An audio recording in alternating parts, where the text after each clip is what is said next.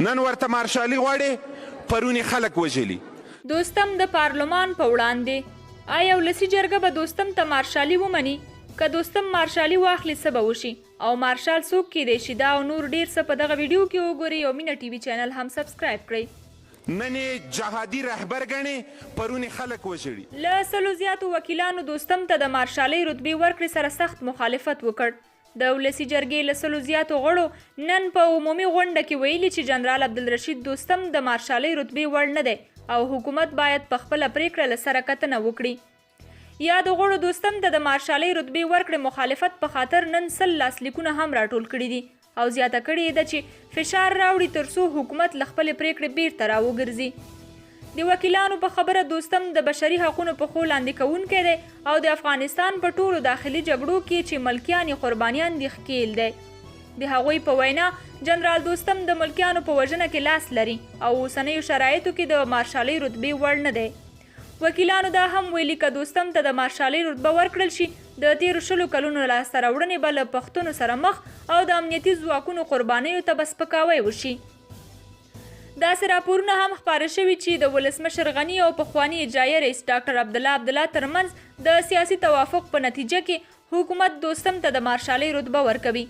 خو بل خوا د احمد ایشیجي زوی او د ولسي جرګې غړي بکتاش ایشیجي جنرال دوستم ته د خپل پلار سره په قضیه کې د ښکېلېدو له امله نوموړي ته د مارشالۍ پر ځای سزا غواړي او په همدې اساس یې ولسمشر غني او ډاکټر عبدالله ته پرانیستی لیک هم استولی و.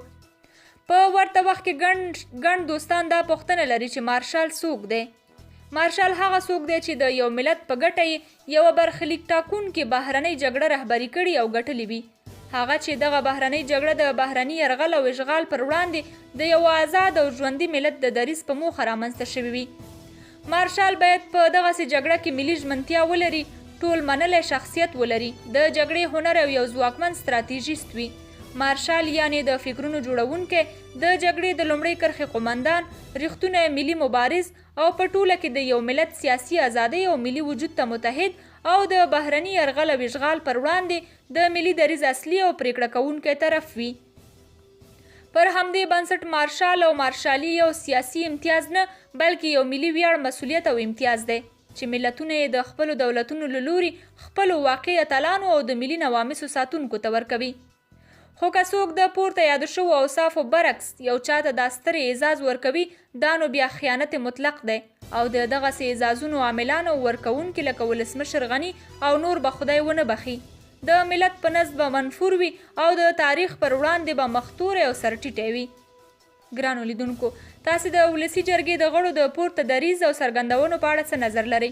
خپل نظرونه مو کمنټ کې ولیکئ او د نورو معلوماتو لپاره چینل هم سبسکرایب کړئ.